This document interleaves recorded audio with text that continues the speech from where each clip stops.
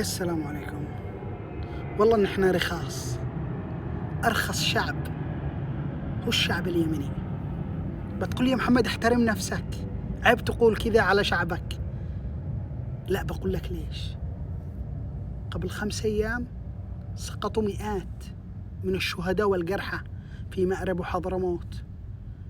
قبل أمس أو أمس سقط جرحى وشهداء في ميناء المخاء. ومع ذلك الشرعية وعدت إن لا تحسم الأمر، وإنه المواضيع هذه لن تمر مرور الكرام، لن تمر مرور الكرام، وإنه بيكون في رد صارم لهذه الميليشيا، وإنه هذه الميليشيا لا ينفع معاها السلم.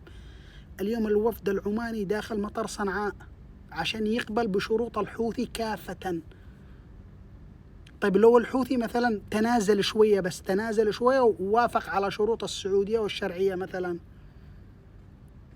بيصير الحوثي جزء لا يتجزأ من الدولة، وله حصص وله شنط دبلوماسية ويحكم أجزاء من اليمن.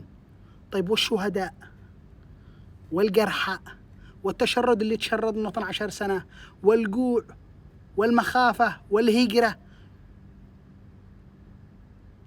وقود حرب. احنا لحظات إدراك إن احنا أرخص شعب، ورخصوا بنا احنا المسؤولين، يعني تجار حروب واحنا أداة.